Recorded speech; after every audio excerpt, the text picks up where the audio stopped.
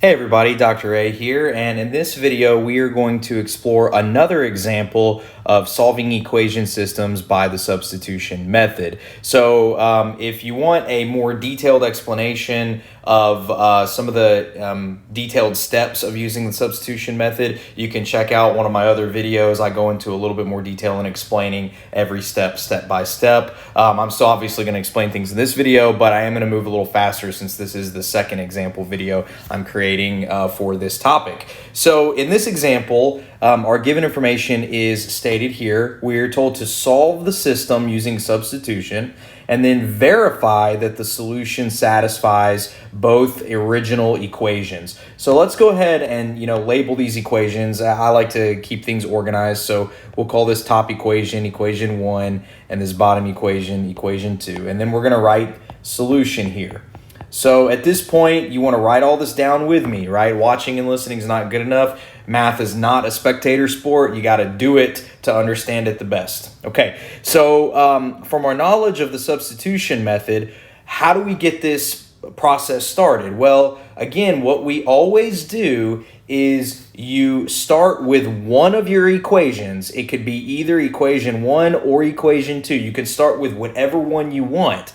And you solve for one of your variables in terms of the other variable within one of the two equations, okay? And again, it also doesn't matter which variable you choose to solve for in terms of the other, okay? So let's do something a little bit different compared to what we did with example 1 that's in another video. Let's start with equation 2 this time, just to show that we can, okay? So let's use equation 2, and then let's solve for x in terms of y, okay? So using equation 2 here, what I'm going to do is I'm going to rearrange it, and I'm going to say x equals 2y plus 6. So again, all I've done is I've said plus 2y to the left equation, plus 2y to the right side of the equation. So I get x equals 2y plus 6, okay? And now what I'm going to do is I'm going to substitute this into equation 1. All right, so what I'm going to do is I'm going to take this x term, which equals 2y plus 6, and I'm going to substitute it in for the x in equation 1. We sometimes like to use the word plug. I'm going to plug it in for the x in equation 1. So let's do that step by step. Equation 1 starts with a 3, and then it's 3 times x, but we now know x is equal to 2y plus 6. So I'm going to open a parentheses, and I'm going to say 2y plus 6. Close a parentheses, and then don't forget about what's left in equation 1. You still have the plus y equals 4 here. So I'm going to say plus y equals 4. Now, what do you notice here? Well, we have an equation, and this is still technically, it's still equation 1. It just has equation 2 built into it now. We have a single equation with only one variable now. Notice the x has disappeared because we substituted the term 2y, the expression 2y plus 6 in for where the x used to be, okay? And so now we have this one equation with only one variable y that we can manipulate. So let's be careful. We need to use the distributive property with this 3. So we're going to have a 6y plus 18 plus y equals 4. Again, I distributed the 3 here to get 6y, and then I distributed the 3 here to get 18, and then I still have my plus y, which is still hanging out here, equals 4. And then we can keep combining terms. We can have 7y plus 18 equals 4, and then we subtract 18 from both sides, so we have 7y equals negative 14, and then of course I'll put a comma here, y equals negative 2. We're almost done. that is part of our solution. Now we need to substitute this value, y equals -2, into an earlier version of either equation. So let's write that little note down. We're going to substitute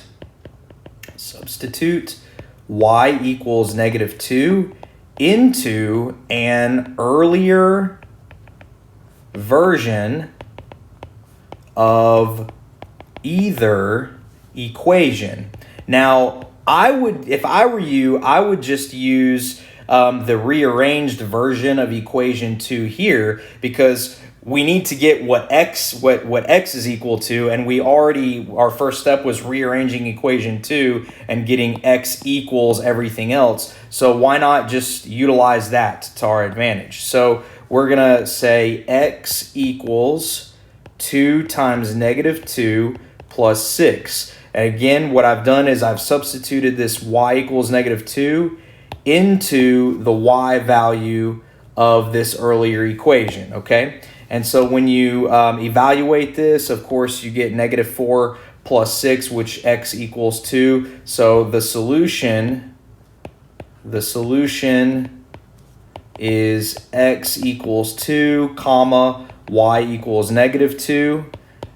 The system is consistent.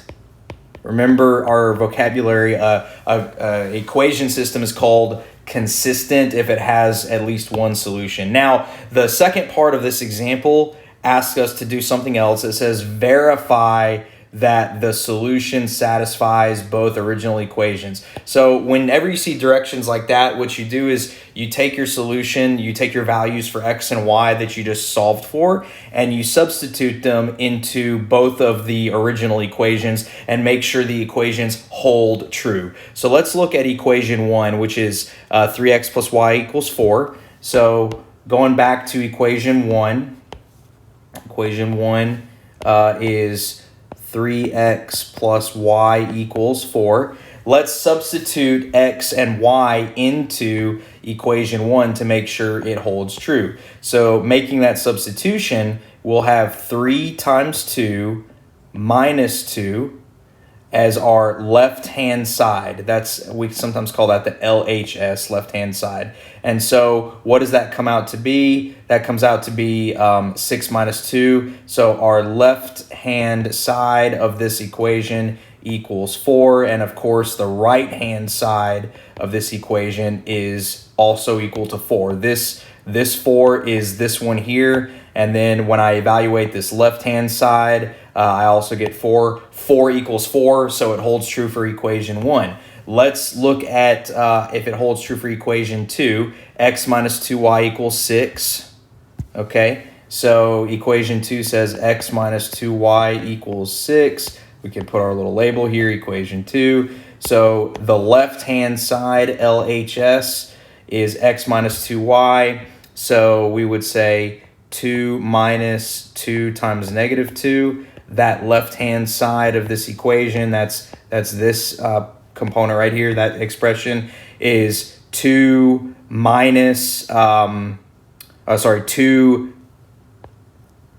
plus 4, and that is equal to 6. So yeah, it's 2 minus 2 times -2, so 2 plus 4 is 6, and then of course the right-hand side is equal to 6. So both of these equations hold true. The left-hand side equals the right-hand side for both equations 1 and 2. Thus, we have verified that the solution x equals 2, comma y equals 2 satisfies both original equations. And that is going to conclude this example video.